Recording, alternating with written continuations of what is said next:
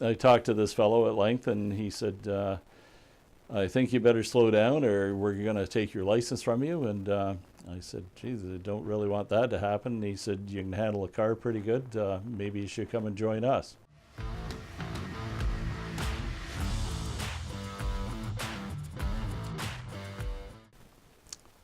My name is PJ McCaffrey, and I presently reside in the town of Greater Napanee, Eastern Ontario.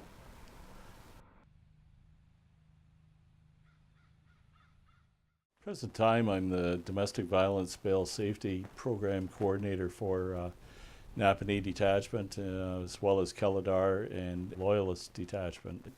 We come along, we interview the victim, be it male or female, to ascertain what the relationship has been like, to see what we can do to amend things.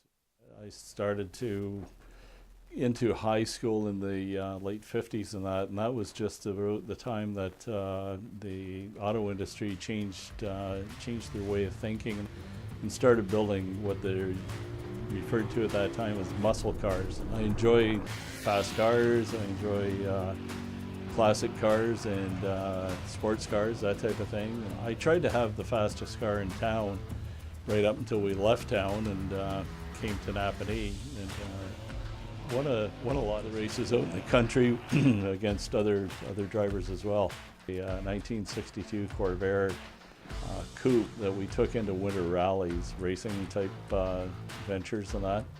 And after that, once I started working in General Motors, I went up to 1966 Chevelle SS 396, which was the first one produced in Canada. I never overestimate what I'm doing. I never overdrive the car. I drive to 3 cars ahead of me. Some of my friends, especially in high school and that, in the smaller cars, the MGs and the Triumphs and those type of cars, they didn't know how to handle them and they got away from them, and unfortunately I lost a few friends along the way. In Oshawa, there's an A&W on it, and there was a movie that came out, American Graffiti, that epitomized the fast car era and cruising era and everything else and that in the 60s. And that was virtually Oshawa at the time. And then everybody had sort of drag race away from the A&W and that. And because I had a fast car and the car was all black interior and everything else, and I sort of stood out from some of the other cars and that, and I became targeted by mainly Oshawa City Police and that, and but then the OPP caught me when I was outside of town. I talked to this fellow at length, and he said, I think you better slow down or we're going to take your license from you. And I said, geez, I don't really want that to happen. And he said, you can handle a car pretty good. Maybe you should come and join us.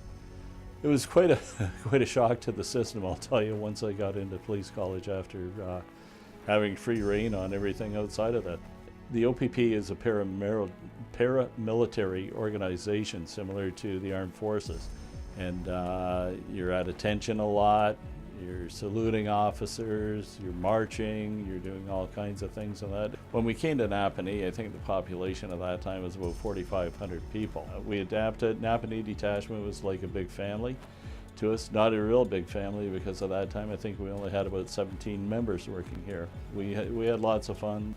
The Millhaven escape, it was triggered by a few inmates in there. One of them, notably Donnie Og. He was one of the most vicious criminals in Canada at the time, and the hunt was on. And nothing like this had ever happened in Canada before. So it was sort of a new thing for us. It was rugged, it was dirty, it was hard work, it was slugging. You're crawling through swamps and everything else and that. But we were between Constable Carson, who is now deceased, and Cloud and myself, we factored into 7 of the recaptures that we had during that escape time. And one of them was Donnie Og. We did get Donnie Og, which was good, so sort of made my day. I retired in 2005 after spending 37 years and 7 months in active duty. And when I finished my career, I'm back into it, doing domestic violence cases and working on things to improve that program. Before I became a police officer and that, I was afraid of getting caught and losing my license or losing my car or something like that when I was young and young and foolish, I guess. But really, it's not for everybody. And a lot of people come into it with an idea that it's this, it's that, and everything else and that, the grandeur and everything else and that. But a lot of times it's just downright hard slugging. I enjoyed my career and I'm enjoying it still. So I don't know how much longer I'm going, but we'll see what happens.